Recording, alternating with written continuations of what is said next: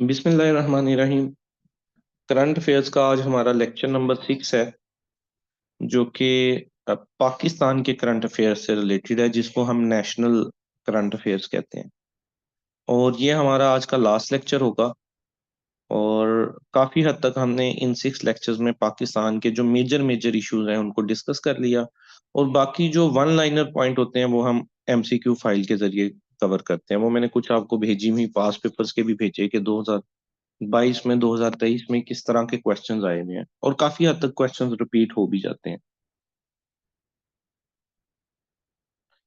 तो हम आज के लेक्चर में कुछ पाकिस्तान की पॉलिटिकल सिचुएशन को देखते हैं। और इसके अंदर पहले हमें जो है वो पता होना चाहिए कि कौन कौन से की प्लेयर्स जो हैं वो इस वक्त डिफरेंट, जो पाकिस्तान की पोजीशंस हैं उनमें डिफरेंट की प्लेयर्स हैं कौन कौन से। इसके अंदर वैसे तो आपको जैसे प्रेसिडेंट, प्राइम मिनिस्टर, उसके बाद चीफ मिनिस्टर्स, गवर्नर्स, आईजीज, इन सब का पता होना चाहिए। लेकिन चूंकि अभी इंटरिम गवर्नमेंट है, गवर्नमेंट ने चेंज हो जाना है, तो जैसे ही न्यू सेटअप आएगा तो वो उसकी मैं आपके साथ न्यू फाइल भी एक शेयर कर दूंगा। अभी हम वो चीजें पढ़ेंगे जो स्टैटिक हैं, जिन्होंने चेंज नहीं होना। तो बाकी फिर जो है जैसे न्यू गवर्नमेंट बनेगी, न्यू पोजीशन पे मिनिस्टर्स आ जाएंगे, तो उसको हम दोबारा से देख लेंगे। तो सबसे पहले देखिएगा कि प्रेसिडेंट कौन है हमारे मुल्क के इस वक्त। डॉक्टर आरिफ अलवी साहब। और ये 13वें प्रेसिडेंट हैं। इन्होंने 9 सितंबर 2018 को जो है हलफ उठाया था। और अब तक जो है ये हमारे मुल्क के प्रेसिडेंट चल रहे हैं, जबकि छठा साल हो गया है। तो पाकिस्तान की कुछ पॉलिटिक्स ऐसी ही है। इंटरिम गवर्नमेंट ने आना था सिर्फ 90 डेज के लिए, 90 दिन के लिए आती है बुरी हुकूमत, लेकिन वो भी साल से ज्यादा गुजार गई है। तो ये 13वें प्रेसिडेंट हैं। किस डेट को इन्होंने चार्ज संभाला ये भी आपने याद करना है। ये भी पॉइंट आपको पता होना चाहिए कि किस पर्सनैलिटी ने किस डेट को जो है चार्ज अपना संभाला है, और उसका नंबर कौन सा है। जैसे अब तक पाकिस्तान में टोटल 13 प्रेसिडेंट जो हैं रह चुके हैं। सबसे पहले प्रेसिडेंट का नाम बताइएगा।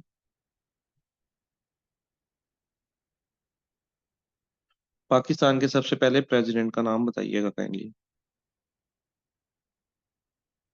जी, इस्कंदर मिर्जा साहब। जब पाकिस्तान ने 1956 में अपना आइन पास किया था, पहला पाकिस्तान का आइन जो है वो 1956 के अंदर जो है वो पास हुआ था। तो उसमें जो है इस्कंदर मिर्जा साहब हमारे मुल्क के पहले जो हैं वो बन गए थे प्रेसिडेंट। और उससे पहले जो है गवर्नर जनरल की सीट होती थी, मेन सीट होती थी गवर्नर जनरल, और टोटल 4 रहे हैं टोटल। जो जैसे कि सबसे पहले जो हैं वो कैद आजम मोहम्मद अली जिन्ना थे गवर्नर जनरल। और गवर्नर जनरल की सीट ही पहले मेन होती थी, लेकिन जब 1956 का आइन पास हुआ तो ये कह दिया गया कि नहीं जी, अब जो मेन सीट होगी वो प्रेसिडेंट की होगी। और इस्कंदर मिर्जा साहब फोर्थ गवर्नर जनरल भी थे, आखिरी गवर्नर जनरल। इस्कंदर मिर्जा साहब काफी फेमस पर्सनैलिटी हैं, क्योंकि उन्होंने 5 प्राइम मिनिस्टर्स को निकाला अपने अंडर। इसके अलावा मुल्क का पहला मार्शल लॉ भी उन्होंने लगाया। अयूब खान ने नहीं लगाया था, वो भी इस्कंदर मिर्जा ने लगाया था।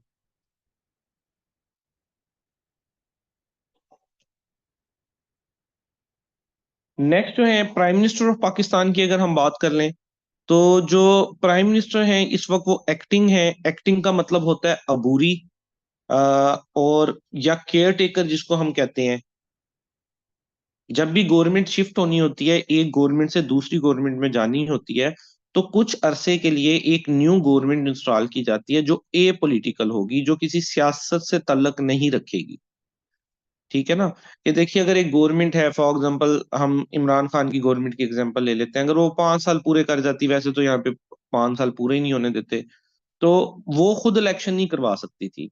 ए- 3 महीने के लिए एक अलहदा गवर्नमेंट आती है, उसमें सारे चीफ मिनिस्टर चेंज हो जाते हैं, न्यू प्राइम मिनिस्टर आ जाता है, सारा सेटअप चेंज हो जाता है, और कोशिश की जाती है कि ए पॉलिटिकल हो। लेकिन इस बार तो पाकिस्तान के हालात जो हैं वो बहुत ही अजीब सूरत हाल में है। ऐसा तो मतलब अब तक पाकिस्तान की हिस्ट्री में नहीं हुआ। और पाकिस्तान को बल्कि हाइब्रिड मॉडल से, वो मैंने शेयर भी किया था, डिक्टेटरशिप मॉडल में डाल दिया गया है। जो रैंकिंग होती है ना, आलमी रैंकिंग होती है डेमोक्रेसी की, उसमें पाकिस्तान काफी पीछे चला गया। ये तो पता ही था सबको हाइब्रिड गवर्नमेंट का। हाइब्रिड गवर्नमेंट ये होती है कि पसे पर्दा जो है एस्टेब्लिशमेंट देखती है मामलात को, जैसा कि पिछले लेक्चर्स में भी डिस्कस हुआ। और फ्रंट के ऊपर एक चेहरा होता है जिसको हम प्राइम मिनिस्टर कह देते हैं। जैसे कि पिछले 4 सालों में जो है वो रहे, पिछले 1.5 साल में शहबाज शरीफ साहब रहे हैं, उससे पिछले 4 साल जो हैं इमरान खान साहब रहे हैं, उससे पिछले सालों में नवाज शरीफ रहे हैं। सिर्फ चेहरे के तौर पे कि डेमोक्रेटिक लीडर है, लेकिन सारे फैसले जो हैं वो करने एस्टेब्लिशमेंट नहीं होते हैं। इसको बोलते हैं हाइब्रिड मॉडल, हाइब्रिड मिला जुला मॉडल। और जो है एस्टेब्लिशमेंट डायरेक्टली सामने नहीं आती। लेकिन अब जो पिछले हम देखते हैं, जब से ये इंस्टॉल हुई है न्यू गवर्नमेंट, ये केयर टेकर गवर्नमेंट, तो एस्टेब्लिशमेंट खुल के ही सामने आ गई है। ठीक है। अब वो जो 90 दिन का था वो टाइम पीरियड, वो कॉन्स्टिट्यूशन की सारी शिकें वगैरह जो हैं उनको वायलेट कर दिया गया है। और इनवारुल हक काकड़ साहब 14 अगस्त 2023 से हमारे मुल्क के जो हैं वो केयर टेकर प्राइम मिनिस्टर हैं। और ये 8वें केयर टेकर प्राइम मिनिस्टर हैं, 8th। वैसे जो ओरिजिनल प्राइम मिनिस्टर हैं वो अभी तक 23 रहे हैं। जो शहबाज शरीफ साहब हैं वो मुल्क के 23वें प्राइम मिनिस्टर थे। अब जो न्यू वन आएंगे वो 24वें होंगे। तो समटाइम वो प्राइम मिनिस्टर्स की तादाद आपसे पूछ लेता है कि प्राइम मिनिस्टर इस वक्त जो है, फॉर एग्जांपल जो भी नया बनता है XYZ, वो कौन से नंबर पे है। तो आप कहेंगे 24th।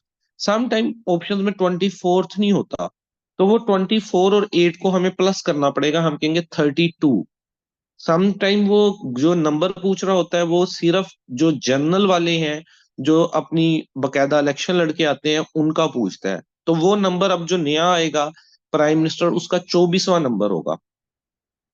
लेकिन अगर एक्टिंग वंस की बात करेंगे तो 23 और 24th और 8, 32वां फिर वो प्राइम मिनिस्टर कहलाएगा।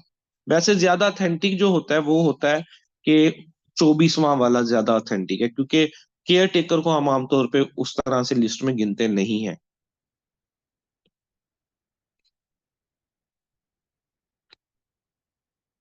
और अनवारुल हक काकड़ साहब जो हैं, इनके ये भी वैसे हैं बड़े ये हाजिर दिमाग। कभी आप इनके इंटरव्यू सुने, आमतौर पे मीडिया पे या सोशल मीडिया पे तो आधा सा क्लिप सिर्फ डाला होता है कि स्टूडेंट ने जो आंसर पूछा। लेकिन जब ये उसको आंसर देते हैं बैक 10-15 मिनट का, तो तसल्ली कराते हैं पूरी ना। जैसे वो पिछले दिनों ये लेट हुए थे, तो एक ने पूछा था, तो वो क्लिप तो मैंने देखा मीडिया पे सिर्फ आधा चला, कि स्टूडेंट ने जब पूछा कि आप लेट क्यों आए हैं, किसी ने ये नहीं देखा कि इन्होंने उसका क्या जवाब दिया। तो इन्होंने बड़ा तसल्ली बख्श जवाब दिया था उसको। और जो है इंग्लिश वगैरह भी अच्छे बोलते हैं, पर्सनैलिटी इनकी ठीक है। हाजिर जवाब है और प्रो एस्टेब्लिशमेंट है, आर्मी के खिलाफ बिल्कुल कोई बात ये नहीं सुनते। आवाज कम आ रही है क्या? सबके साथ यही इशू है? मेरी जो वॉइस है क्या सबको कम आ रही है?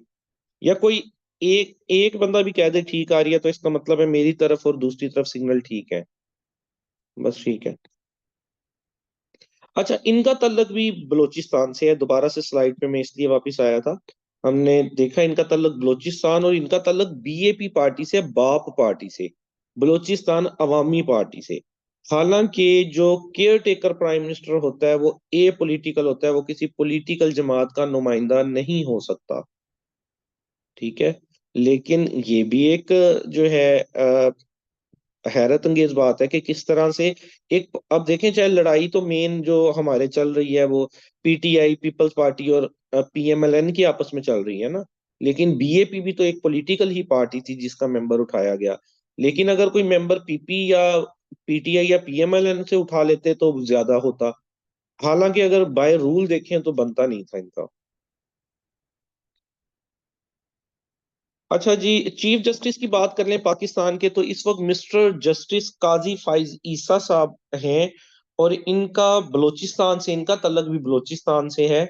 ये 29वें जो है, ये बड़ा, ये आप देखेंगे ये बहुत दफा पूछा जाएगा कि नंबर कौन सा है चीफ जस्टिस का, प्राइम मिनिस्टर का, प्रेसिडेंट का, किस डेट को उन्होंने जो है वो चार्ज संभाला था। तो इन्होंने 17 सितंबर 2023 को चार्ज संभाला है चीफ जस्टिस की पोस्ट का। और इनके खानदान की, इनके वालिद साहब की जो है वो पाकिस्तान के लिए बहुत कुर्बानियां हैं।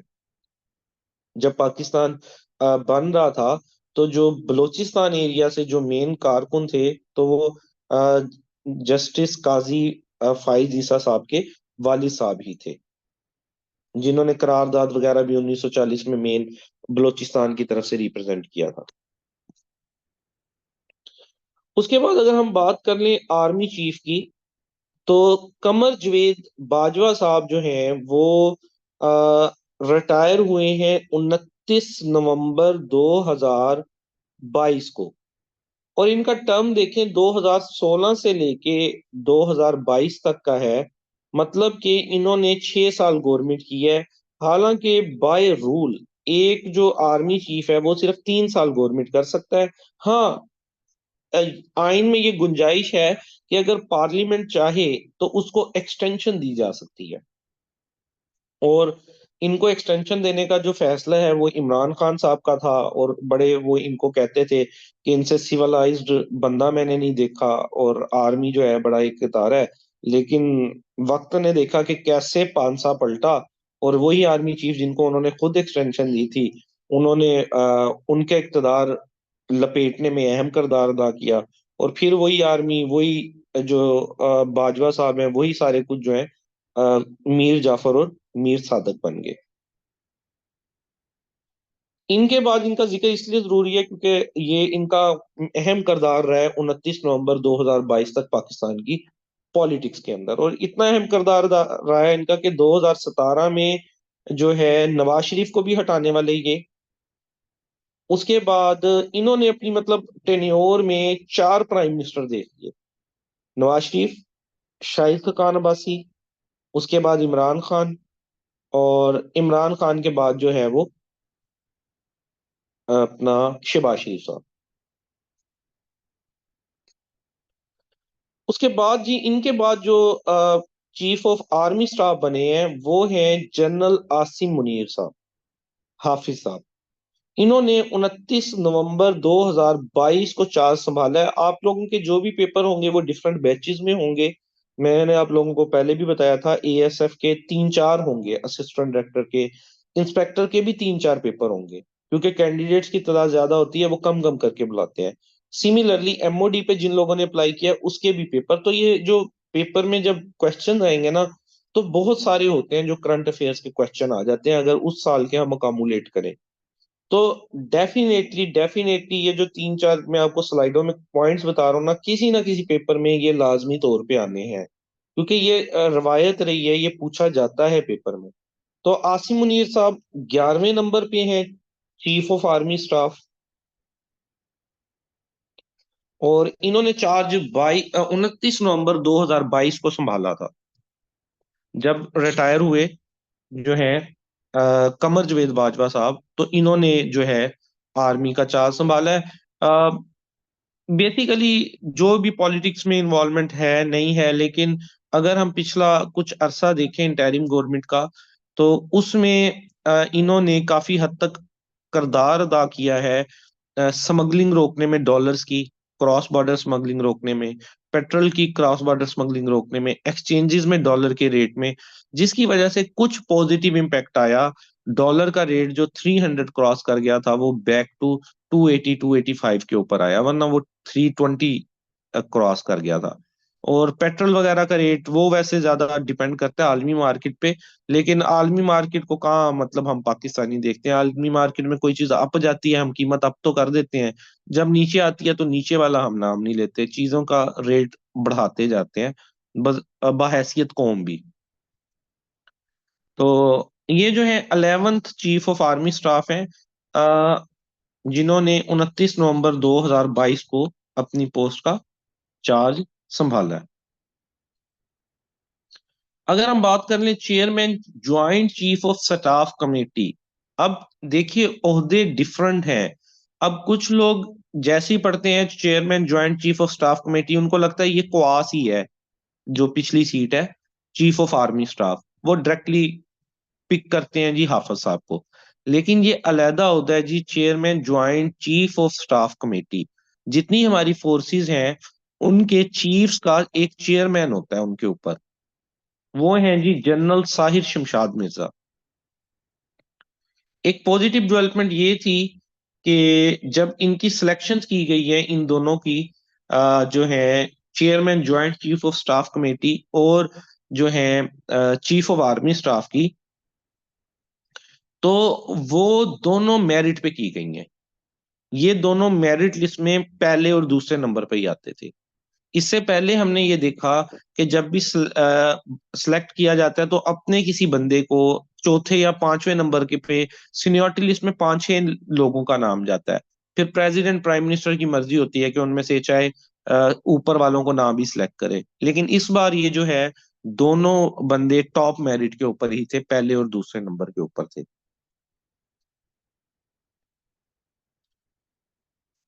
आजाद अली क्या कहते हैं? नहीं, इसका क्वास से ऊपर नहीं होता, इसका रैंक, रैंक में ये सेम होते हैं, जो है ना, रैंक में सेम होते हैं, ऊपर नहीं होता ये। चीफ जस्टिस भी एक्टिंग गवर्नमेंट चेंज होने के साथ चेंज हो जाएगा, या फिर चीफ जस्टिस का टेन्योर कितना होता है? और ये इतना लंबा सवाल कर दिया मेरे दोस्त। चीफ जस्टिस एक्टिंग नहीं होता। चीफ जस्टिस जो है वो प्रॉपर सीट होती है। इनका गवर्नमेंट के आने जाने से इनको फर्क नहीं पड़ता। चीफ जस्टिस का टेन्योर वेरी करता है, ठीक है। ये जो है, जैसे ये जो आर्मी चीफ वगैरह है ना, चाहे नेवल स्टाफ का है, चाहे हमारी बैरिया का है, चाहे फजाइया का है, चाहे जमीनी है, उसका टेन्योर 3 साल होता है। चीफ जस्टिस का टेन्योर फिक्स नहीं होता, ये वेरी कर सकता है। और चीफ जस्टिस जो है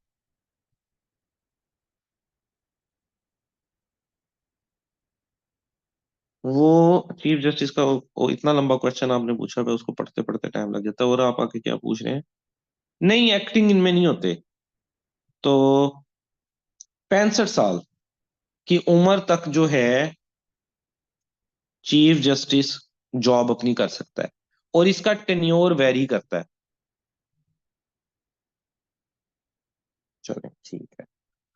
और जी इसके बाद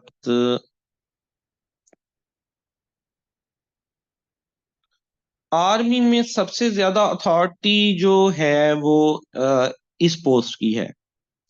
वैसे तो आर्मी देखिए, आर्मी से मुराद जो नेवल वाले हैं वो भी आर्मी में हमारी आते हैं ना, जो फजाइया वाले हैं वो भी, और ये सारे रैंक में बराबर होते हैं।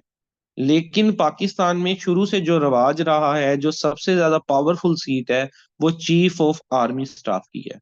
जो मेजर फैसले करने होते हैं हमारी डिफेंस से रिलेटेड, इवन हमारी इकोनॉमी से रिलेटेड, या हमारी मुल्क की स्टेबिलिटी से रिलेटेड, वो चीफ ऑफ आर्मी स्टाफ करता है।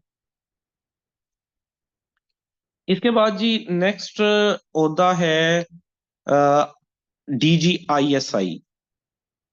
ये जिसके अंदर आप लोग अप्लाई कर रहे हैं, MOD में आप लोगों ने अप्लाई किया, उसके जो DG हैं वो जनरल नदीम अहमद अंजुम साहब हैं। और इन्होंने 20 नवंबर 2021 को चार्ज संभाला था। और बड़ी एक बेहतरीन पर्सनैलिटी है, खामोश तबीयत बंदे हैं, लेकिन अंदर ही अंदर कहानी बहुत अच्छी डाल जाते हैं। ये इंडिया में, इंडिया के अंदर रह के आए हैं, उनके रा के नेटवर्क के अंदर हाजिर सर्वस, उनके वहां पे भेष बदल के, उनके लोगों में, उनके नेटवर्क में शामिल होके अफगानिस्तान में भी रह के आ चुके हैं। उन लोगों के दरमियान उनको ये लगता था कि ये हमारा ही कोई आम सा बंदा है भेष बदल के ना। चूंकि ये क्रॉस बॉर्डर जो धमाके होते हैं, तो इनकी खिदमात जो है वो नो डाउट जो है मुल्क के लिए बहुत ज्यादा है। और इन्होंने ऐसी ऐसी पोजीशंस पे, ऐसे ऐसे जो है जगहों पे काम किया है जहाँ पे एक आम बंदा, और कोई रसाई नहीं, मतलब 3 3 साल के लिए। आप, वो जहरी बात है, वहां रा के एजेंट होते हैं, अमेरिका के एजेंट होते हैं, वो नोट कर रहे होते हैं मोबाइल किसके पास है, कोई खतो किताबत हो रही है कि नहीं हो रही। तो वो इतना लंबा पीरियड के आपने कट आउट हो जाना है अपनी फैमिली से, अपनी कंट्री से, अपनी सारी चीजों से, और जब आपको मौका मिले कि अब आपने सारी चीजें एक्सपोज करनी है इनकी वापस बैक आके कंट्री को, कि मुल्क के खिलाफ ये प्लानिंग हो रही है, फलां जगह धमाके करने का सीन हो रहा है, फलां जगह जो है बलूचिस्तान को मुल्क से अलहदा करने के लिए ये लोग इन्वॉल्व हैं। तो सिमिलरली हमारे भी इसी तरह जो डिफरेंट सेक्टर्स हैं उसमें भी रा के एजेंट मौजूद होते हैं। ISI के एजेंट मौजूद होते हैं, अमेरिका की CIA के एजेंट मौजूद होते हैं, पाकिस्तान में भी। और सिमिलरली दूसरी कंट्रीज में भी हमारे एजेंट्स उसमें इन्फिल्ट्रेट किए गए होते हैं। तो यही है जिनकी वजह से इमरान खान और बाजवा साहब की लड़ाई पड़ी थी। जब पहली लड़ाई की वजह शुरुआत हुई थी, वो बेसिकली DGISI जो कि इनसे पहले थे, जनरल फैज हमीद साहब, उनको एक्सटेंशन देना चाहते थे, उनका टेन्योर एक्सटेंड करना चाहते थे। और जो है हमारे आर्मी चीफ साहब जनरल बाजवा साहब, वो चाहते थे कि जनरल नदीम अहमद अंजुम साहब DGISI लगे, जो मेन वजह है इन दोनों के क्लैश आने की और इस सारे मामला खराब होने की। तो बेसिकली जो ISI एक इदारा है, वो सिविलियन अदारा है। MOD is a civilian, ministry of defence एक सिविलियन अदारा है।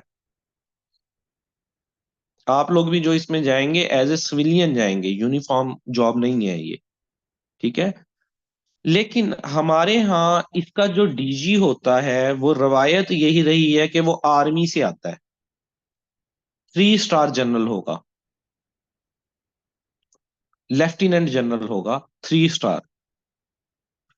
और जब वो इधर आ जाएगा तो वो यूनिफॉर्म नहीं पहनेगा। DGISI कभी यूनिफॉर्म नहीं पहनता। पुरानी पिक्चर्स में आपको इनकी नजर आएगा कि यूनिफॉर्म वाली है। जो न्यू पिक्चर्स में अगर कभी इनकी आपको नजर आए, वैसे तो ये मंजरे आम पे आते कम कम है, तो आप देखेंगे कि ये यूनिफॉर्म नहीं पहनेंगे, क्योंकि ये डेपुटेशन पे आते हैं। और ISI में जो लोग डेपुटेशन पे आते हैं, they are more powerful than civilians. आपका अगर एक असिस्टेंट डायरेक्टर बैठा है 17 ग्रेड में सिविलियन, और उनका 14 ग्रेड का बंदा आर्मी से इंडक्टेड आया हुआ है, तो जो फैसला है वो आर्मी वाले का चलेगा। जो लोग डेपुटेशन पे आते हैं, वीगो डाले भी उन्हीं को मिलते हैं।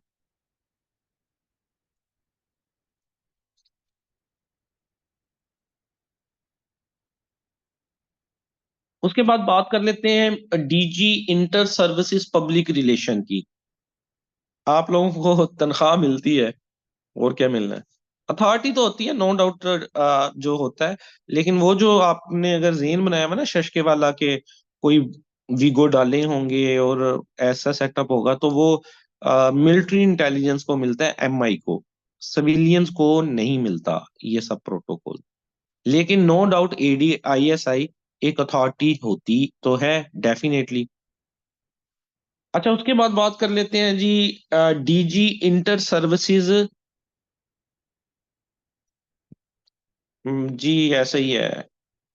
एंड अक्सर लोग ये सीट नहीं ज्वाइन करते, इसीलिए फिर इन्होंने 3 4 स्टेप अप रख दिए हैं कि बंदे ही ऐसे सिलेक्ट करना जो बाद में छोड़ के ना जाए। बहुत सारे लोग AD ASF और AD ISI की जॉब छोड़ देते हैं, इसीलिए हर साल एडवर्टाइजमेंट होती है इनकी। ASF की तो साल में 2 दफा भी हो जाती है। ये दो अदारे बेसिकली आर्मी के अंडर हैं, और वहां पे फैसिलिटेशंस वैसी नहीं है जो हम सोच के जाते हैं। वर्क ज्यादा है, मतलब ये सीटें हैं लॉयल टू कंट्री होने की, कि आपके दिल में मुल्क की खिदमत करने का जज्बा हो। ये ना हो कि मैंने बहुत ज्यादा कोई पावर्स हासिल कर लेनी है और बंदे लटका देने हैं, वो रिश्तेदार जो ताने मारते रहते सारों को लटका देना है, ऐसा नहीं होना।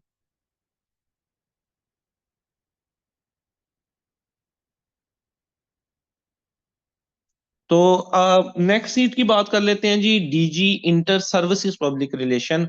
जो हमारा आर्म्ड फोर्सेस हैं, उन्होंने जब भी अपना कोई पैगाम देना होता है, तो उसके लिए एक 2 स्टार जो है मेजर जनरल रखा होता है। तो वो जो है अहमद शरीफ चौधरी है इस वक्त। 6 दिसंबर 2022 में इन्होंने चार्ज संभाला था, और 23वें DGISP आ रहे हैं ये। इससे पहले एक थे आसिफ गफूर बाजवा, वो बड़े धरनाट किस्म के DGISPR थे, वो सही सीधे सीधे जवाब देते होते थे। ये भी ठीक है, पैगाम ही देना होता है फौज ने अपना, खैर। तो ये 2 स्टार रैंक होता है। अच्छा, ये ना रैंकिंग होती है। जो मेजर जनरल होता है वो 2 स्टार होता है। जो DGISI होगा वो 3 स्टार होगा, रूल बने हुए हैं। जो आर्मी चीफ होता है वो 4 स्टार होता है। और सिर्फ एक वाहिद बंदा है पूरे पाकिस्तान में जो 5 स्टार के ऊपर गया है, कोई नाम बता सकता है? 5 स्टार वैसे होता नहीं है आमतौर पे आर्मी में। हाँ जी, अयूब खान साहब। 5 स्टार जनरल वो होगा जो जिसकी मुल्क के लिए बहुत ज्यादा खिदमत होंगी, या वो एक्स्ट्रा अपनी जनरल ड्यूटी से हट के लड़ा होगा। अब चूंकि 1965 की वार में जो थे प्रेसिडेंट थे अयूब खान साहब, तो उन्होंने क्या किया कि अपने लिए 5 स्टार ओहदा जो है फील्ड मार्शल, फील्ड मार्शल का ओहदा मुतारफ कराया। और पाकिस्तान में फील्ड मार्शल सिर्फ अभी तक एक ही रहा है, 5 स्टार जनरल अयूब खान साहब।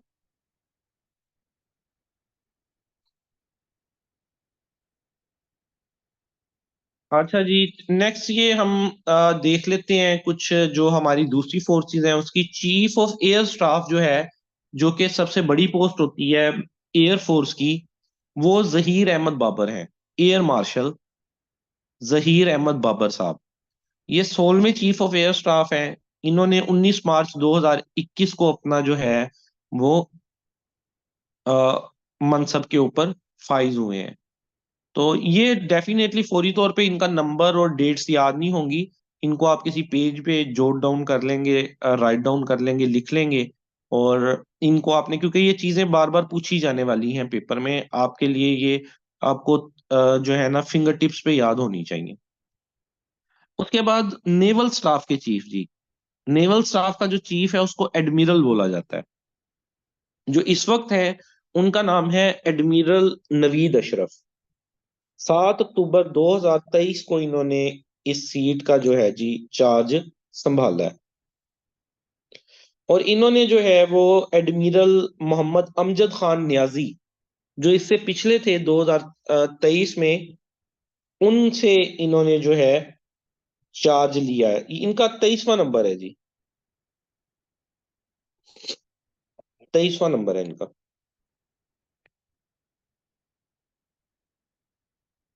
यार रिपोर्ट वैसे बाय जो है ना रूल, रूल्स कुछ और है आपकी कंट्री के, और एक्चुअल कुछ और है। By rule they are reported to the ministry of defence. Ministry of defence हमारा जो अदारा है ये उसको रिपोर्टेड है। और उसका अंदर जो है हमारा इंटीरियर मिनिस्टर भी होता है, उधर आपके सेक्रेटरीज भी बैठे होते हैं। फिर अल्टीमेटली रिपोर्टेड टू होते हैं ये prime minister and president. Rule ये है। इन पोजीशन पे बिल्कुल जी फीमेल जा सकती हैं, लेकिन अभी तक गई नहीं है जो है। अभी ये ना, ये बल्कि फीमेल से रिलेटेड बड़े एमसीक्यूज पूछे जाते हैं कि पहली जो है वो मेजर जनरल कौन खतून बनी, हाई रैंक के ऊपर कौन गई। वो निगार जोहर, अभी तक वो ऊपर गई हैं। फुल इस जो ओहदा है ना, जो आर्मी चीफ या एडमिरल या एयर मार्शल के ओहदे हैं, इनके ऊपर अभी तक कोई फीमेल नहीं गई, लेकिन बाय रूल जा सकती हैं। उसके बाद आ जाते हैं जी डीजीएफआईए पे, फेडरल इन्वेस्टिगेशन एजेंसी। ये धरनाट किस्म की जॉब है। ये अगर लग जाए तो जो है ना, जो प्रॉपर कहते हैं कि ना, जो हम सारे लोग हैं क्यों अप्लाई करते हैं शशके के लिए ना, एक अथॉरिटी के लिए। तो वो एफआईए की और आईबी की दो जॉब्स हैं, फेडरल इन्वेस्टिगेशन एजेंसी और इंटेलिजेंस ब्यूरो। ये पे स्केल वाइज भी बहुत अच्छी हैं। स्टार्टिंग सैलरी 17 ग्रेड की 1.5 लाख रुपए है। इसके अलावा जो एडिशनल घर मिलना, गाड़ी मिलना, आपके अलाउंसेस मिलना, ट्रैवल अलाउंसेस मिलना, वो सारे कुछ इन सीटों पे मिलता है, एफआईए और आईबी में। एएसएफ और जो है ना आपकी एमओडी, उसमें ये चीजें नहीं मिलती। घर नहीं मिलता, गाड़ी नहीं मिलती। ठीक है। जो एक 17 ग्रेड का बस बेसिक पे होती है, आपको वही मिलती है, 85,000 90,000 के राउंड अबाउट। इनका वीगो डाला होता है इनके पास जी। ये जो है आईएसआई को भी थोड़ा सा टफ टाइम दे जाते हैं। ऑपरेशन मिडनाइट जैकल बेनजीर के खिलाफ हुआ था, तो वो एक्सपोज किया था आईबी वालों ने। ये इनमें ना इन्वॉल्वमेंट बहुत कम है एस्टेब्लिशमेंट की। They are directly reported to prime minister. ठीक है, और इनकी अथॉरिटीज भी बहुत ज्यादा है। जब जिस जिस पोस्ट का पेपर करीब आएगा ना, हम उसका एक्ट भी पढ़ा करेंगे। ठीक है, जिस जिस पोस्ट का जब पेपर आएगा, जैसे एफआईए की सीटें हैं, उसमें एफआईए का एक एक्ट है, वो बताता है कि इनकी कितनी पावर्स है।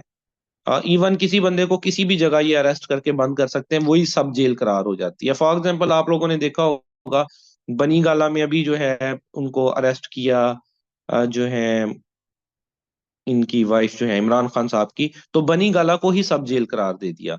तो पावर्स, एक्सट्रीम किस्म की पावर्स हैं। जिस कमरे में बंद किया, जिस जगह बंद किया, उसी को आप जेल करार दे सकते हैं। Without any doubt, without any चीज आप उसको गिरफ्तार कर सकते हैं। अब कस्टम का कोई रूल लेके मुल्क के खिलाफ गर्दारी कर रहा है, उसका रूल लेके, मतलब अच्छी जॉब है ये ना। नहीं, एफआईए में तो मेरी सिलेक्शन नहीं हुई थी, और एएसएफ में मेरी सिलेक्शन हुई है, लेकिन एएसएफ को मैंने चूज नहीं किया।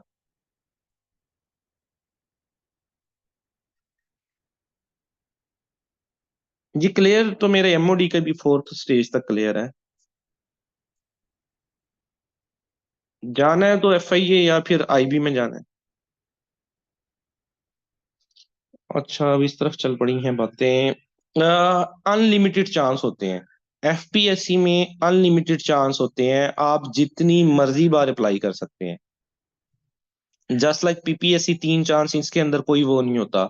लाइफ टाइम में आपकी अगर एज पड़ी है, आप अकॉर्डिंग टू द रूल जो एज लिमिट आती है तो आप जब मर्जी उसको ज्वाइन कर सकते हैं।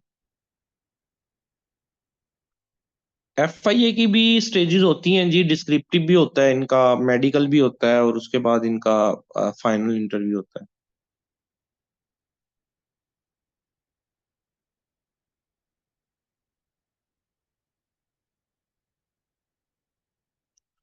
यार, इसमें ना आईबी के ऊपर भी, एएसएफ के ऊपर भी, एमओडी के ऊपर भी यूट्यूब पे ना वीडियोस पड़ी हैं, मैं उनका लिंक शेयर कर दूंगा। ये तो आप रूल रेगुलेशन में चले गए हैं हमारा, ये तो चैप्टर यहीं रह जाएगा। मेरे यूट्यूब चैनल पे ना एडी एएसएफ की क्या क्या प्रोटोकॉल होता है, क्या चीजें होती हैं, क्या पेपर होता है, क्या स्टेजेस होती हैं, एडीआईबी, और ये सारा कुछ वो पढ़ा है। जो लोग आप तैयारी कर रहे हैं, वो सारे एग्जाम्स के लिए सेम है। जो आप तैयारी कर रहे हैं ना, हम में रिलेटेड टू रहना है अभी स्क्रीनिंग टेस्ट, ये बातें होती हैं बाद की। आप जब डिस्क्रिप्टिव क्लियर करके साइकोमेट्रिक, जब आपने ज्वाइनिंग लेटर पे साइन करना होता है ना, ये उस वक्त की बातें होती हैं जो आप अभी कर रहे हैं। एफआईए की सीटें भाई अभी पिछले साल आई थी, इस साल थोड़ा सा मुश्किल है कि आए। मेरा ख्याल है कि नेक्स्ट ईयर आएंगी अब। बाकी इनका पता कोई नहीं चलता, कभी भी सीटें आ जाती हैं। चले, एफआईए के जो डीजी हैं उनका नाम है अहमद इसहाक जहांगीर। 21वें ग्रेड के ये ऑफिसर हैं। पाकिस्तान पुलिस सर्विस से इनका तल्लक है। आपने देखा, ये जो है वो आ, आर्मी से नहीं आए हुए। ये एक सीएसपी ऑफिसर है, जिनका तल्लक पाकिस्तान पुलिस सर्विस से है। और ये एफआईए के डायरेक्टर जनरल जो है 26 जनवरी, हाँ जी, सीएसपी ऑफिसर है, 2024 को बने हैं। इससे पहले मोहसिन भट्ट साहब होते थे, उनको चेंज कर दिया गया जब न्यू गवर्नमेंट आई, इंटरिम गवर्नमेंट आई। उसके बाद डायरेक्टर जनरल आईबी की बात कर लेते हैं जी। डायरेक्टर जनरल जो आईबी हैं वो फवाद असदुल्ला खान है। ये जो हैं बने हैं अप्रैल 2022 में। फवाद असदुल्ला खान। और ये जो हैं जी, ये 22वें ग्रेड के ऑफिसर हैं, 22 ग्रेड के ऑफिसर हैं ये। हाँ जी, ये भी सीएसपी हैं।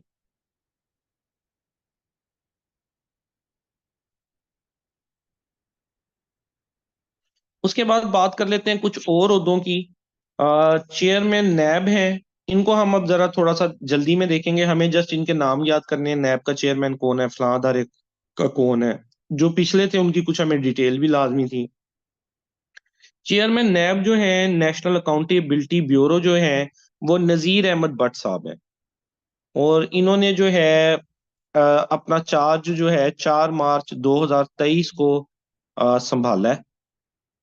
और ये बेसिकली जो नैब है वो बनाई थी मुशर्रफ ने 1999 में, जब इसने नवाज शरीफ की गवर्नमेंट को हटाया था ना 1999 में। ये इल्जाम लगा के कि ये मुझे कत्ल करने की साजिश कर रहे हैं, और उन्हें सजाए मौत दे दी थी नवाज शरीफ साहब को। तो फिर इन्होंने एक अदारा बनाया था जिसका नाम है नैब, नेशनल अकाउंटेबिलिटी ब्यूरो, और ये स्पेसिफिकली बनाया गया था पॉलिटिशियंस को पनिशमेंट करने के लिए। पीपल्स पार्टी, दो ही जमातें होती थी पहले, पीपल्स पार्टी और पीटीआई। और फिर इन्होंने 1999 से लेके 2008 तक जो है ना, जो पॉलिटिकल वर्कर थे उनको पकड़ पकड़ के बहुत ज्यादा जेलों में डाला, उनके खिलाफ मुकदमे खोल दिए सारा। जो जिसको माफी देनी होती थी उसके लिए शर्त थी वो पीएमएलक्यू को ज्वाइन करेगा। पीपल्स पार्टी और नून लीग में से जो नहीं ज्वाइन करता था उसके खिलाफ केस खुल जाते थे। जो चाहता था कि उसको सब्ज झंडी मिल जाए और कोई उसका केस ना खुले, तो वो फिर पीएमएलक्यू ज्वाइन करता था। और फिर बहुत सारे लोग जो कि पीएमएलएन का, पीपी का हिस्सा थे लेकिन फसली बटेरे थे, वो सारे पीएमएलक्यू में चले गए थे। चौधरी शुजात हो गया, चौधरी शुजात हुसैन साहब जो मट्टी पाओ वो नून लीग के सदर होते थे किसी दौर में। चौधरी उन्हीं के जो हैं बहनोई, चौधरी परवेज लाई साहब, फवाद चौधरी, ठीक है, शेख रशीद, ये माने ताने नाम जो बार बार अपनी पार्टी चेंज कर देते हैं हवा के रुख के साथ, वो सारे फिर पीएमएलक्यू में चले गए थे। फिर जब इन लोगों का जरा दौर खत्म हुआ मुशर्रफ का, ये लोग जो हैं एएसएफ ज्वाइन करने के बाद एफआईए में, यार बाय रूल जा सकते हैं। एएसएफ वाले ना एनओसी नहीं देते, यही वजह मैंने एएसएफ ज्वाइन नहीं की। आप जब ज्वाइन कर लेते हैं ना तो सेम ग्रेड का एएसएफ एनओसी भी नहीं देता, आर्मी वाले रूल लगते हैं टोटल। आपकी ट्रेनिंग भी आर्मी वाली होती है 9 महीने की, कराची में, एएसएफ की। और रूल भी सारे वही लगते हैं। वो आमतौर पे सेम स्केल के लिए आपको एनओसी नहीं देते, सीएसएस पीएमएस के लिए देते हैं बस। एफआईए और आईबी के लिए आपको एनओसी नहीं वो देंगे। ये भी जो है ना, बाद के क्वेश्चन होते हैं जब सिलेक्शन हो जाती है। आप लोगों को पहले फिक्र पड़ गई है। इसके बाद बात कर लेते हैं जी इंस्पेक्टर जनरल्स की। ये भी क्वेश्चन जो है वो एक आधे इंस्पेक्टर जनरल का नाम पूछता है, ना सिर्फ इस पेपर में बल्कि पीपीएससी के भी किसी पेपर में जहां सिर्फ 20 नंबर का भी जीके आना होना, वो वहां एक आधे इंस्पेक्टर जनरल का नाम जो है आप लोगों से पूछ लेता है। इस वक्त पंजाब पुलिस के जो इंस्पेक्टर जनरल हैं उनका नाम है उस्मान अनवर साहब, और इन्होंने काफी रेवोल्यूशनरी चेंज लेके आए हैं। ये इन्होंने काफी सारी चीजें जो है ना पुलिस में, और मॉडल इन्होंने थाने बनाए हैं, पुलिस को डिजिटलाइज किया है इन्होंने ना। तो उस्मान अनवर साहब हैं, डॉक्टर उस्मान अनवर साहब इनका पूरा नाम है। 54th आईजी हैं पंजाब पुलिस के, और 24 जनवरी 2023 से ये जो है सर्व कर रहे हैं पंजाब पुलिस को। जो केपीके के आईजी हैं, इंस्पेक्टर जनरल हैं, जो उनकी पुलिस के हेड हैं, उनका नाम है जी अख्तर हयात खान। ये 30वें नंबर के आईजी हैं, और 10 फरवरी 2023 से ये लीड कर रहे हैं केपीके की पुलिस को। उसके बाद सिंध के आईजी ये चेंज हुए हैं, तो कई लोग अभी तक गुलाम मेमन को समझते हैं, इनका याद रखिएगा। ये चेंज हो गए थे अगस्त 2023 में। काफी अरसा जो है वो मेमन साहब रहे हैं, लेकिन इनको अगस्त 2023 में चेंज कर दिया था। बाकी न्यूज वगैरह में इतना ही आते नहीं है, मतलब इनकी इतनी न्यूज वगैरह नहीं में आते कि बंदे को नाम इनका पता हो। लेकिन जो है रिफत मुख्तार साहब है, रिफत नाम लड़के का भी होता है लड़की का भी होता है, ठीक है। तो ये रिफत मुख्तार साहब है जो सिंध को लीड कर रहे हैं। तो ये जी कुछ जो है था जी पोजीशंस, की पोजीशंस, जो पॉलिटिकल इसके अलावा पोजीशंस होंगी, जो आपके चीफ मिनिस्टर्स होंगे, गवर्नर्स होंगे, और फेडरल मिनिस्टर्स होंगे। ये आप जब न्यू गवर्नमेंट इंस्टॉल हो जाएगी, अगर गवर्नमेंट बन जाती है, तो फिर उनके नाम याद करना जो है आप लोगों के लिए लाजमी होगा। फिलहाल सारे इंटरम पे हैं।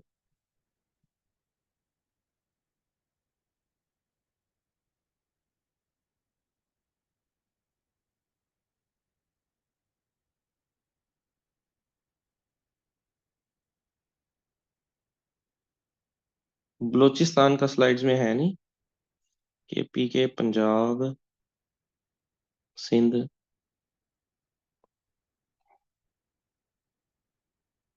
अच्छा, उनका नाम नहीं है। मेरा ख्याल है कि जो है कोई वो डोगर साहब थे। वो मैं स्लाइड में ऐड कर दूंगा बाद में ना। जवेद अहमद डोगर, वो भी पुलिस सर्विस, जाहिर बात है ये आईजी तो होते ही पुलिस सर्विस से है ना।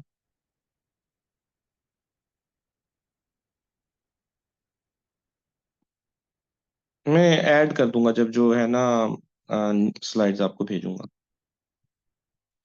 अच्छा, अब ये जो सारी अनसर्टेनिटी है, हमारे मुल्क की जो पॉलिटिकल सिचुएशन है वो इतनी सारी खराब हुई पड़ी है।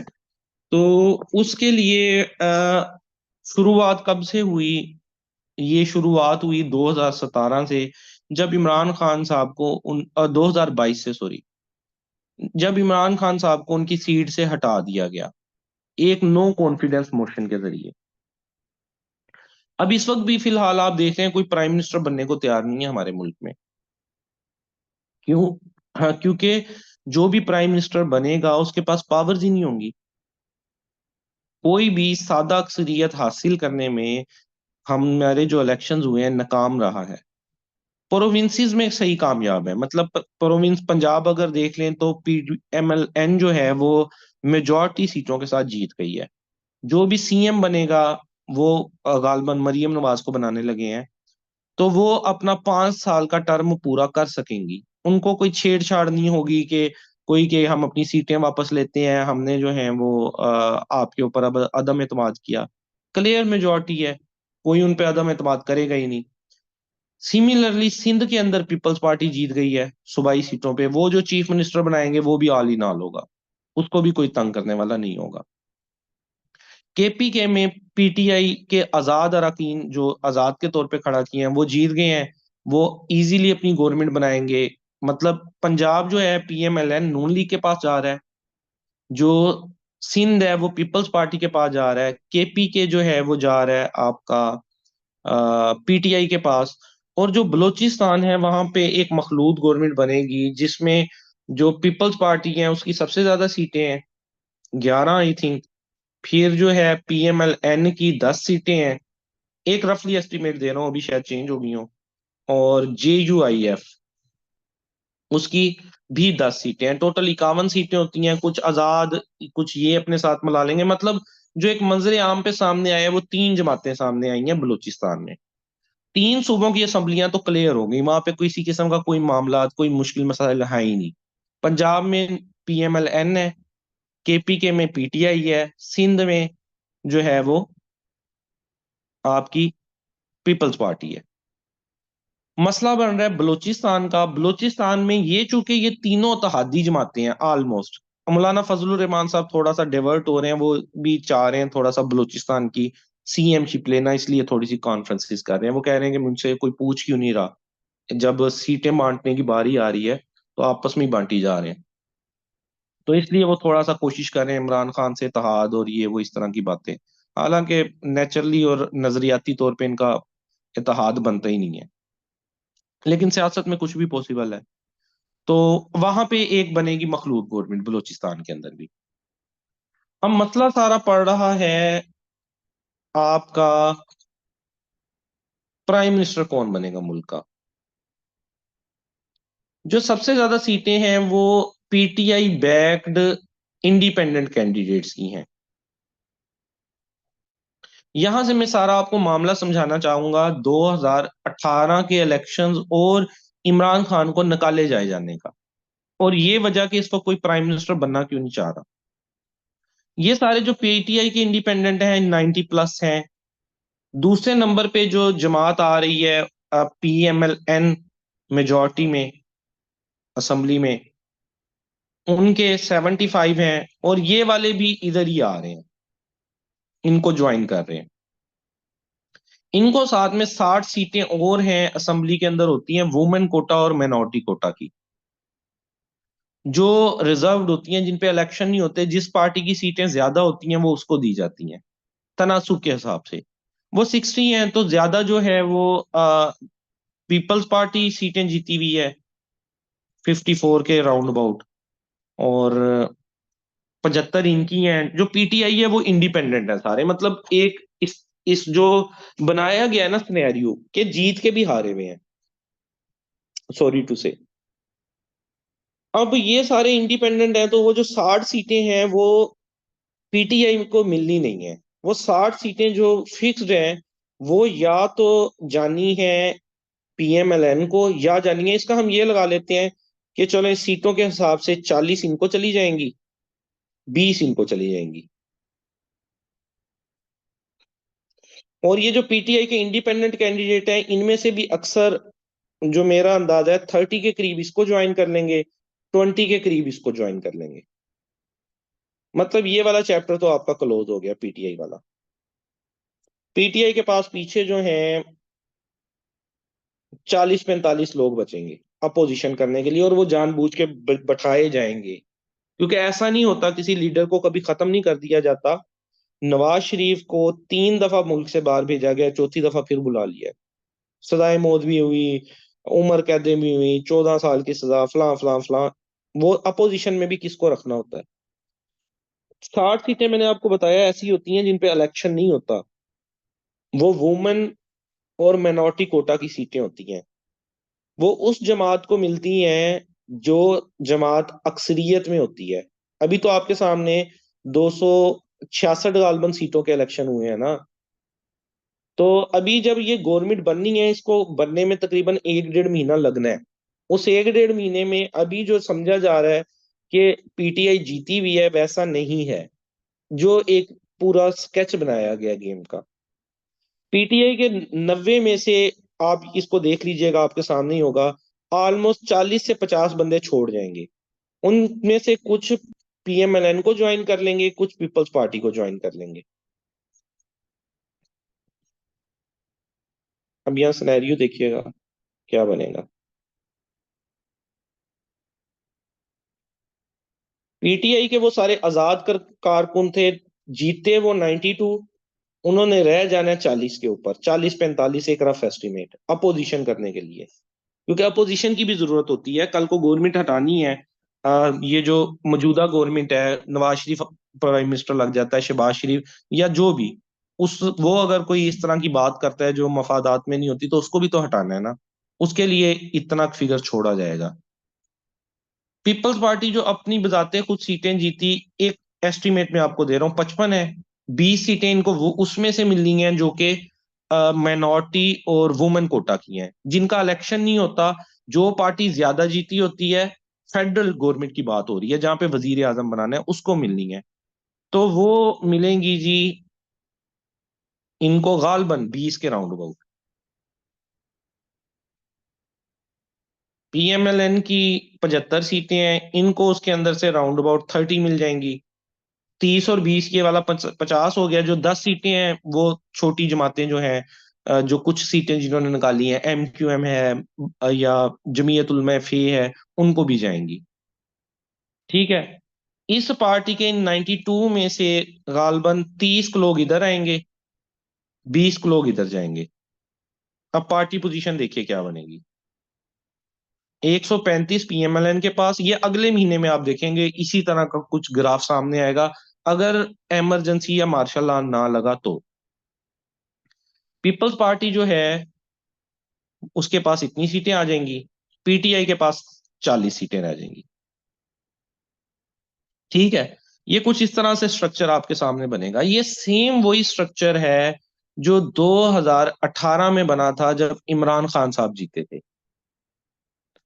अब वजीर आजम बनने के लिए जरूरी था तब के 172 सीटें किसी पार्टी के पास हों। जब 2018 के इलेक्शन हुए, इमरान खान साहब ने, वैसे तो 18 अमेंडमेंट ये कहती है, ये जरदारी ने पास कराई थी कि मार्शल लॉ नहीं लग सकता। जो मार्शल लॉ लगाएगा, जो उसके फैसिलिटेटर होंगे, वो उन सबको फांसी की सजा है। जरदारी जितना भी करप्ट है, कानून साजी अपने दौर में अच्छी करके जाते हैं। 18वीं एक अमेंडमेंट है, 2010 में पास हुई थी, जिसमें और भी बड़े अच्छे रूल्स थे। सूबों को उनका हिस्सा दिया जाएगा। अब प्राइम मिनिस्टर जिस मर्जी जमात का आ जाए, सूबों को उनके पैसे मिलने ही मिलने हैं।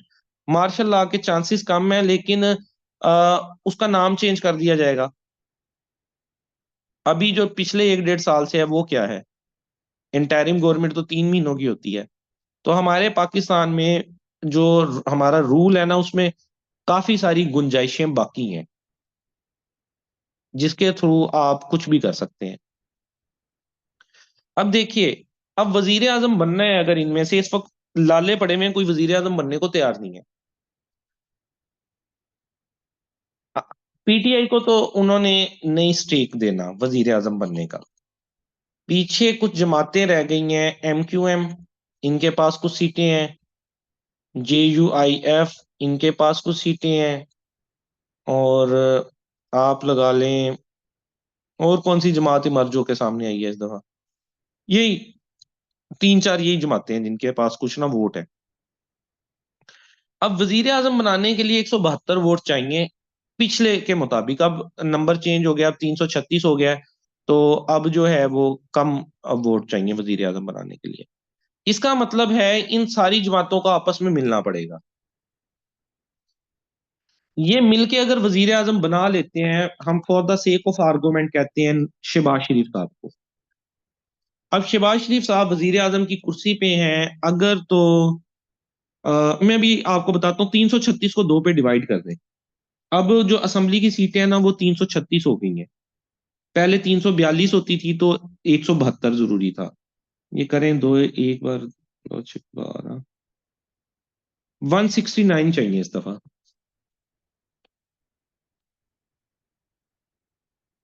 वजीर आजम बनने के लिए इस दफा 169 सीटें चाहिए।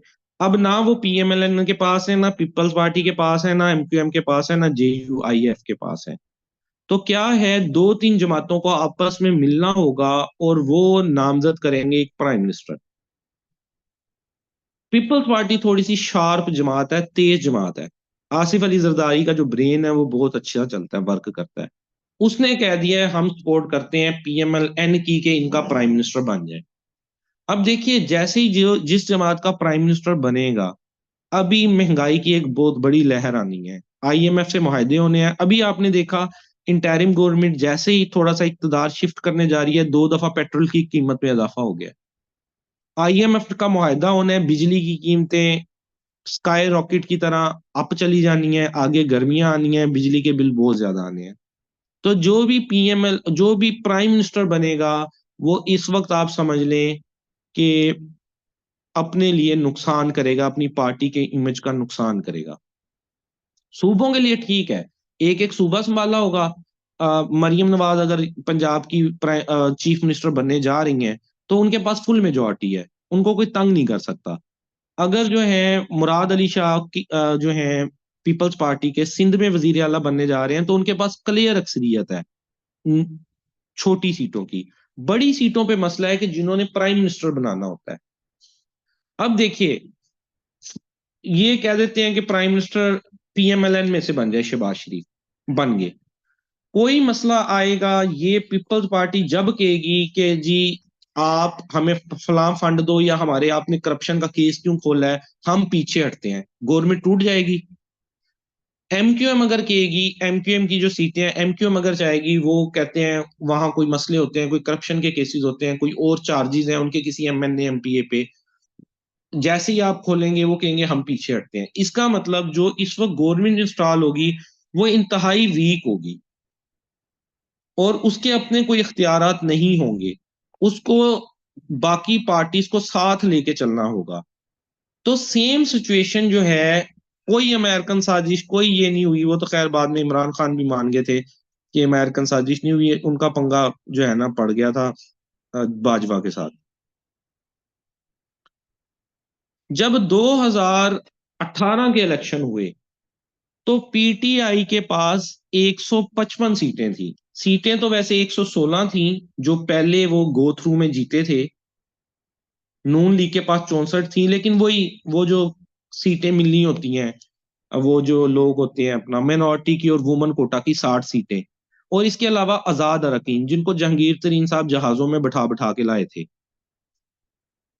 वो सारा कुछ होने के बाद जो पार्टी पोजीशन वाजिया हुई, वो ये पार्टी पोजीशन वाजिया हुई कि PTI के पास 155 वोट थे टोटल। पीएमएलएन के पास 84 वोट थे। ये वाले सारे लोग एक तरफ हो गए, ये वाले सारे लोग एक तरफ हो गए, क्योंकि 172 वोट की जरूरत थी प्राइम मिनिस्टर को बनाने के लिए। अब पीटीआई के पास 172 लोग पूरे नहीं थे, तो पीटीआई ने एमक्यूएम के साथ, पीएमएलक्यू के साथ, बीएपी बलोचिस्तान अवामी पार्टी के साथ, जीडीए ग्रैंड डेमोक्रेटिक अलायंस के साथ, दो लोग इंडिविजुअल, और अवामी लीग वाले जो हैं वो शेख रशीद साहब, उन सबको मिला के 179 सीटें हासिल कर ली, और बाकी सारे लोग इस तरफ हो गए, और उनकी 162 सीटें बनी। मतलब कि प्राइम मिनिस्टर इमरान खान साहब बन तो गए, या उनको बनवाया गया, बल्कि बनवाया गया का लफ्ज ज्यादा बेहतर है, उनको बनवाया गया, जैसे अब किसी और को बनवाया जा रहा है। लेकिन जब बनवाया गया तो उनको वीक प्राइम मिनिस्टर बनाया गया, एक ऐसा प्राइम मिनिस्टर जो अगर कोई फैसले करेगा तो ये एमक्यूएम कहेगी कि आपने मेरा करप्शन का केस खोला है तो मैं पीछे हटता हूं, गवर्नमेंट धराम से गिर जाएगी। काफ लीग कहेगी हम पीछे हटते हैं गवर्नमेंट धराम से, फौज के खिलाफ जाएंगे, बाप पार्टी वैसे ही फौज की है, बलूचिस्तान अवामी पार्टी, वो पीछे हटेगी, आपकी गवर्नमेंट नीचे गिर जाएगी। और यही हुआ। ये देखिए, रूलिंग अलायंस जो बना था पिछली दफा 2018 में, वो इन जमातों ने मिलके बनाया था।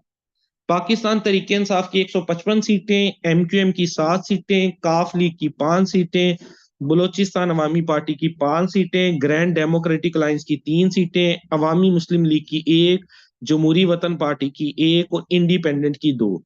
मतलब कि जो अब हम कह रहे हैं चूचू का मुरब्बा बन रहा है, तो तब भी चूचू का मुरब्बा ही बना था, लेकिन समझ लेट आया।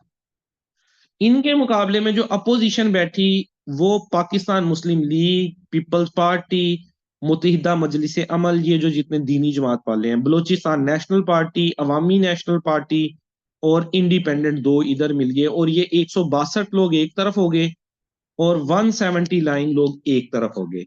लेकिन अगर कोई चाहता कि ये लोग 172 हो जाएं, कितना आसान काम है।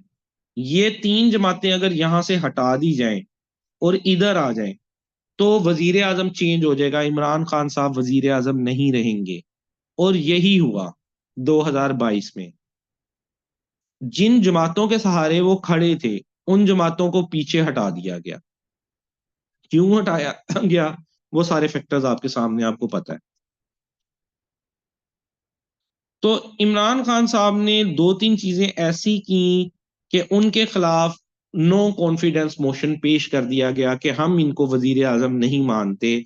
अब बात यह है कि अवाम की जो मर्जी राय है, जो लोग सीटों पे सिलेक्ट होके चले गए हैं, अब उनकी राय चलनी है, अवाम की नहीं चलनी। अवाम ने जिन लोगों को सिलेक्ट करके भेज दिया है, अगले 5 साल वो लोग डिसाइड करेंगे मुल्क का फ्यूचर। अवाम ने अपना वोट दे दिया जो दे दिया, बस। ठीक है जी। तो इन्होंने जी इसके खिलाफ वोट ऑफ नो कॉन्फिडेंस चलाया, और कुछ जमातें जो कि पहले थी खड़ी अपना इमरान खान के साथ, जिनमें काबिल जिक्र पार्टी एमक्यूएम और बाप पार्टी है, 10 सीटें आप लगा लें, बाकी छोटी छोटी सीटों को हम छोड़ते हैं, वो जो 179 लोग थे वो कम हो गए, और ये जो 162 लोग थे, ये 162 से 174 हो गए, ये 179 से कम हो गए। ये आपको मिल जाएगा चार्ट, मतलब जब मैं आपको लेक्चर दूंगा।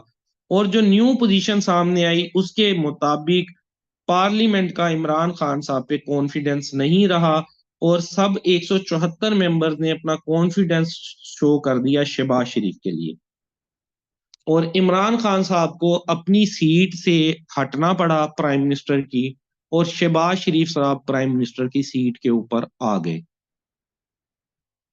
सेम सिचुएशन इस वक्त भी है। गवर्नमेंट तो बना लेगा जिसने भी बनानी है, लेकिन क्या होगा कि ये जो 4-5 पार्टी हैं, उनमें से एक भी पार्टी को अगर हटाया जाएगा तो प्राइम मिनिस्टर की शिप नीचे गिर जाएगी। इसीलिए इस वक्त कोई मुल्क में प्राइम मिनिस्टर बनने को तैयार ही नहीं है। अब दो सिचुएशन सामने आ रही हैं फिलहाल मुल्क की पॉलिटिकल। या तो एस्टेब्लिशमेंट प्रो बंदा ही कोई प्राइम मिनिस्टर की सीट पे रहेगा, जैसा कि अनवारुल हक काकड़ साहब हैं या मोहसन नकवी साहब हैं या कोई भी है एक ऐसा फिगर जिसका हम लोगों ने नाम भी नहीं सुना होगा, और वो मुल्क का प्राइम मिनिस्टर बन जाएगा। जैसे सेनेट के चेयरमैन का नाम सादिक संजरानी का नाम जब वो इलेक्ट हुए थे उससे पहले किसी को भी नहीं पता था, यकदम एक फिगर सामने आया, अनवारुल हक काकड़ साहब का नाम यकदम सामने आ गया। तो हो सकता है कि कोई एक ऐसा नाम सामने आ जाए। और दूसरी पॉसिबिलिटी ये है कि प्राइम मिनिस्टर सीट को इंजॉय करने के लिए पीएमएलएन ये जिम्मेदारी अपने सर ले ले, और जितना जो महंगाई का अब आगे आना है वो सारा कुछ नून लीग के सर के ऊपर पड़ जाए। वोट ऑफ नो कॉन्फिडेंस जो है वो आज तक 3 दफा पेश हुआ है पाकिस्तान में। एक दफा बेनजीर भुट्टो के खिलाफ पेश हुआ था 1989 में, लेकिन चूंकि ये एक अच्छी पॉलिटिशियन थी, मतलब जोड़ तोड़ की माहिर कह सकते हैं आप, तो इन्होंने जिन लोगों ने पेश किया था इनके खिलाफ वोट ऑफ नो कॉन्फिडेंस उनसे मजाकरात करके अपनी सीट बचा ली। जिस दिन वोट ऑफ नो कॉन्फिडेंस पेश हुआ उस दिन ये इनके खिलाफ वोट नहीं निकले। फिर शौकत अजीज के खिलाफ 2006 में इन्होंने भी अपनी सीट बचा ली। अब तक के वाहिद प्राइम मिनिस्टर इमरान खान साहब हैं जो वोट ऑफ नो कॉन्फिडेंस के जरिए बाहर हुए हैं और अपनी सीट नहीं बचा सके, क्योंकि वो निगोशिएशंस की तरफ नहीं आए। उन्होंने बेसिकली हैं ईमानदार, लेकिन अपने कुछ फैसलों में पॉलिटिक्स वाला आंसर नहीं करते। ठीक है, वो रिजिड हो जाते हैं, बैठने को तैयार नहीं होते। बल्कि इसके बाद इन्होंने क्या किया, प्राइम मिनिस्टर की सीट से तो गए ही गए, उसके बाद निचले दो सूबों में अपनी गवर्नमेंट थी, पंजाब में और केपीके में, उसकी असेंबलियां तोड़ दी। सब रोकते रह गए। परवेज खटक, वो जो पतला सा है डिफेंस मिनिस्टर होता था, रोकता रह गया कि सर ये स्टेप ना लें, कम से कम दो असेंबलियों में तो रहें, आप अपने दो सूबे तो चला लें। लेकिन इमरान खान साहब ने फैसलों में वो थोड़ा सा हो जाते हैं रिजिड, असेंबलियां भी तोड़ दी। पंजाब भी उनके हाथ से गया, केपीके भी गया। अब देखें, अगर उनके हाथ में रहता कम से कम उनके खिलाफ केसेस तो ना होते, उनके बंदे तो ना उठाए जाते। अगर उनकी गवर्नमेंट पंजाब में होती वो अपनी असेंबली ना तोड़ते पंजाब वाली, तो जो एक सारा इनको उठाया जाता है, वोटों की चेंज की जाती है, सारा कुछ किया जाता है, एटलीस्ट वो तो ना होता। तो कुछ फैसलों में, वाह यार सारा लेक्चर खत्म हो गया, आप कह रहे हो असेंबली तोड़ने का क्या मतलब है? हथौड़ी लेके ना, हथौड़ी, असेंबली एक बॉक्स लेना है, उसके ऊपर लिख देना असेंबली, उस बॉक्स से हथौड़े से वो बॉक्स तोड़ना है, इसको कहते हैं असेंबली तोड़ना। यार असेंबली तोड़ने का मतलब ये है कि जो प्राइम मिनिस्टर है उसको उसकी सीट से हटा देना। इतनी देर से पूरा लेक्चर खत्म हो गया है, आप मेरे से पूछ रहे हैं यार असेंबली तोड़ना किसको कहते हैं? असेंबली होती क्या है इसका पता है? National assembly. नेशनल असेंबली वो असेंबली होती है जिसमें हमारे एमएनए बैठ के प्राइम मिनिस्टर को सिलेक्ट करते हैं। अब ये दोनों तनाजुर मैंने आपके सामने रखे कि जो है अब की गवर्नमेंट में भी जो प्राइम मिनिस्टर बनेगा वो सेम उसी तरह बनेगा जैसे इमरान खान साहब बने थे, एक वीक प्राइम मिनिस्टर जो अपने फैसले खुद नहीं ले सकेगा।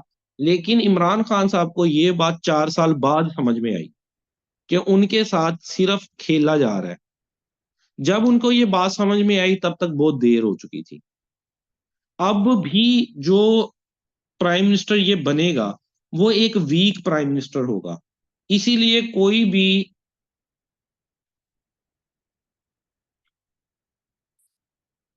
तो यार प्रोविंशियल वाली में एमपीए बैठते हैं, पंजाब वाली में पंजाब के बैठेंगे, वो नहीं टूट सकती क्योंकि सारे ही नून लीग के हैं, मेजोरिटी है उनको हासिल। केपीके में सारी पीटीआई है, वो भी नहीं टूट सकेगी, खुद तो नहीं ना तोड़ेगा कोई। जो सिंध वाली है निचली असेंबली, जिसको सूबाई असेंबली बोलते हैं, जो चीफ मिनिस्टर को सिलेक्ट करती है, वजीर आला को सिलेक्ट करती है, वो सिंध में खुद पीपल्स पार्टी की है। वो इतनी इतनी मेजोरिटी में आ गए हैं सूबों में कि उनकी गवर्नमेंट को कोई नहीं हिला सकता। मसला सिर्फ आ रहा है कि प्राइम मिनिस्टर कौन बने, वो हम कोई बनने को तैयार नहीं है। Yes. IK is honest but not clever like Zardari. बात यही है सारी, जो मेरा पर्सनल ओपिनियन है, आप लोगों की राय मेरे से डिफरेंट हो सकती है, जाती राय डिफरेंट होना चाहिए, लड़ाई नहीं होना चाहिए, लेकिन हर बंदे के ओपिनियन ऑफ जो है ना, डिफरेंस ऑफ ओपिनियन में उसको हक हासिल है। हो सकता है मैं जो बातें कर रहा हूँ आप में से बहुत सारों को ना अच्छी लगी हो, आपकी एक अपनी पॉलिटिकल राय हो, लेकिन मैं आपको एक जो तनाजुर ओवरऑल समझाना चाह रहा हूँ, बाहैसियत न्यूट्रल होकर समझाना चाह रहा हूँ कि ये सारा सीन बनता है और अब भी यही सीन बन रहा है। अच्छा, अब क्वेश्चन कर लें, दो तीन क्वेश्चन, काफी टाइम हो गया है, दो तीन क्वेश्चंस को मैं आपके एड्रेस करूंगा जस्ट। अपना गवर्नर, यार वो गवर्नर फरहान, गवर्नर राज लगाना एक अलहदा चीज होती है, लेकिन वो इतनी आसानी से नहीं लग सकता। गवर्नर भी गवर्नर राज लगा सकता है, अगर मुल्क की सिचुएशन कोई बहुत ऐसी खराब हो गई है तो एक सूबे में गवर्नर गवर्नर राज लगा सकता है। वो उस सूरत में लगाता है, देखें, जब पिछली गवर्नमेंट में गवर्नर नून लीग का था बलीगुर रहमान, और चीफ मिनिस्टर परवेज लाई थे, तो बलीगुर रहमान पंजाब में असेंबली तोड़ के जो है गवर्नर राज लगा सकता था। ठीक है, केपीके में गवर्नर इन्होंने अपना लगा दिया था नून लीग ने। ठीक है, वो वहां पे भी मतलब बड़ी पॉलिटिक्स का, बड़े पाकिस्तान में ना बड़े सारे वो हैं, बीच में लूप होल हैं। लेकिन जब जमात ही एक अक्सरियत में होगी वो अपना गवर्नर लाएगी। फॉर एग्जाम्पल, अगर पंजाब में इस वक्त नून लीग गवर्नमेंट बनाएगी तो वो तो गवर्नर भी अपना लाएगी, गवर्नर ने क्यों गवर्नर राज लगाना है। ये वहां कंफ्लिक्ट होता है जहां आपकी जो है वो पार्टी पोजीशन मजबूत ना हो, जैसा कि पंजाब का मसला पड़ गया था पिछली दफा। पिछली दफा पंजाब में भी जो है चूचू का मुरब्बा बना के जो है पीटीआई को गवर्नमेंट दी गई थी, अक्सरियत में नहीं थे। जंगीर तरीन साहब जहाजों पे खरीद खरीद के बंदे लाए थे, और बाद में मसला यही बना, गवर्नर नून लीग का हो गया, जो कैबिनेट है, जो चीफ मिनिस्टर है, वो पीटीआई का हो गया। अच्छा, दूसरे नंबर पे मीर मेंगल पॉपुलेशन पे एमपी, और कितने पॉपुलेशन पे कितने, 2 लाख के ऊपर एक एमपी और पार्लियामेंट। यार ये बड़ा क्रिटिकल सा और बड़ा वो क्वेश्चन है, इसको एड्रेस करने में मुझे आधा घंटा लग जाएगा। थोड़ा सा शॉर्ट आपको बताता हूँ। हर असेंबली की अलग से सीटें हैं। नेशनल असेंबली में जो 336 सीटें हैं उनको डिवाइड किया गया है, पंजाब, केपीके, सिंध और बलोचिस्तान। एग्जैक्ट नंबर इस वक्त मुझे एग्जैक्ट नहीं है माइंड में, 51, 166, 51, 70 और 24, ये मैं एक रफ एस्टिमेट आपको दे रहा हूँ, क्योंकि ना पिछले वाला मुझे याद था 342 वाला, अब ना चेंज हो गया सेटअप। तो ये इस तरह से सीटें दी जाती हैं, पॉपुलेशन वाइज दी जाती हैं।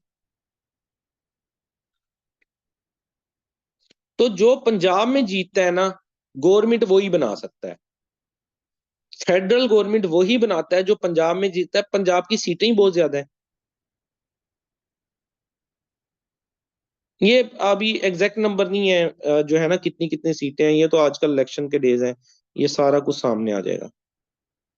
अच्छा, इसके बाद, अच्छा, अयूब खान, फरहान,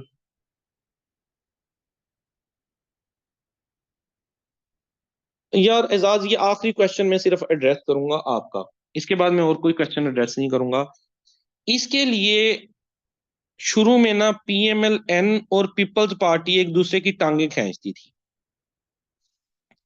1988 में पीएमएलएन ने बेनजीर भुट्टो को हटा दिया, पीपल्स पार्टी ने 1993 में नवाज शरीफ को हटा दिया, 1997 में पीएमएलएन ने बेनजीर को फिर हटा दिया, पीपल्स पार्टी ने 1999 में मुशर्रफ के साथ मिलके नवाज शरीफ को हटा दिया।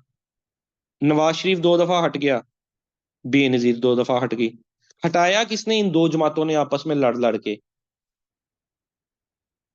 इतने साल सियासत करने के बाद इनको समझ आई कि हम जो एक दूसरे को हटाई जा रहे हैं ये तो सिरासर मुल्क का नुकसान है, हमें इकट्ठे बैठ जाना चाहिए। और ये इकट्ठे बैठ गए 2007 में, मिसाक जमहूरियत हो गई।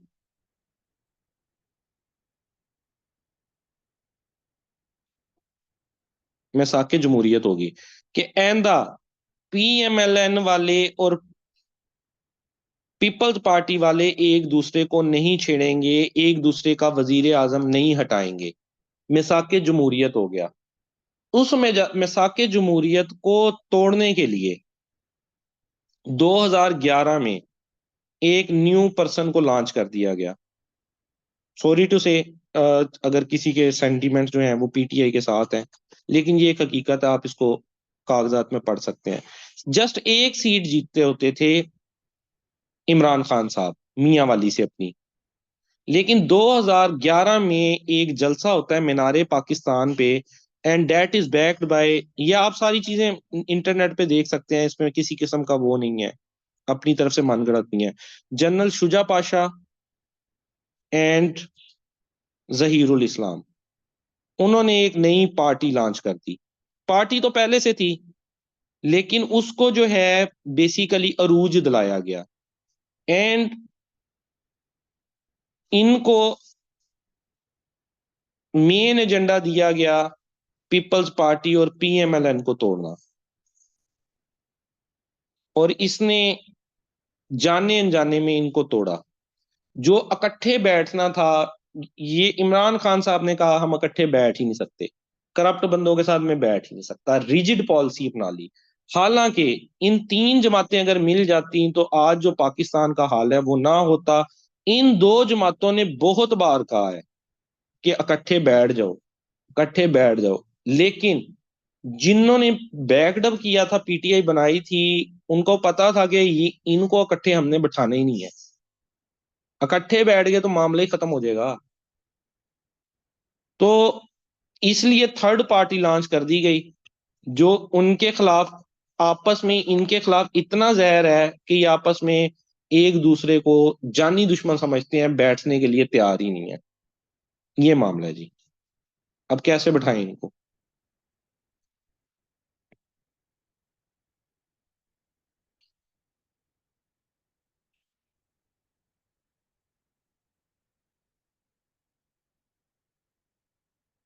हाँ जी, 186 चाहिए, वो ज्यादा हो गई हैं। प्रोविंसेस का मसला नहीं है, मेन मसला इसका है। चले, काफी टाइम हो गया जी। Thank you for your time जी। अल्लाह हाफिज।